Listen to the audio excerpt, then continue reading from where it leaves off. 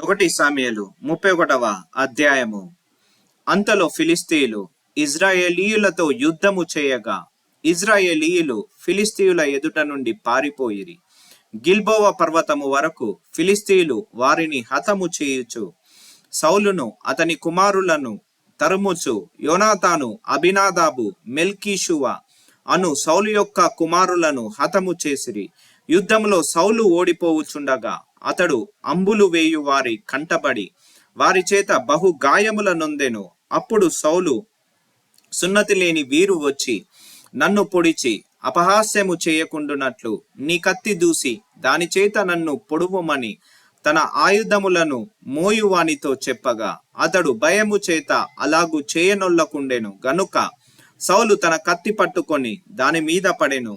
సౌలు మరణమాయనని అతని ఆయుధములను మోయువాడు తానును తన కత్తి మీద పడి అతనితో కూడా మరణమాయెను. ఇలాగున సౌలును అతని ముగ్గురు కుమారులను అతని ఆయుధములను మోయువాడును అతని వారందరును ఒక దినముననే మరణమైరి.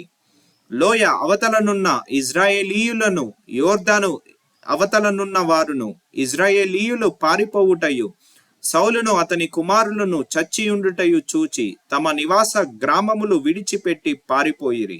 ఫిలిష్తీయులు వచ్చి వాటిలో కాపురముండిరి. మరునాడు ఫిలిష్తీయులు హతమైన వారిని దోచుకొన వచ్చి గిల్బోవ పర్వతము మీద పడిపోయిన సౌలును అతని ముగ్గురు కుమారులను కనుగొని అతని తలను ఛేదించి అతని ఆయుధములను తీసి తమ బొమ్మల గుళ్ళలోను జనులలోను జయవర్తమానము తెలియజేయుటకై ఫిలిష్తీయుల దేశంలో నలుదిశలు వాటిని పంపిరి. మరియు వారు అతని ఆయుధములను అస్తారోతు దేవి గుడిలో ఉంచి అతని మొండెమును బెర్షాను పట్టణపు గోడకు తగిలించిరి.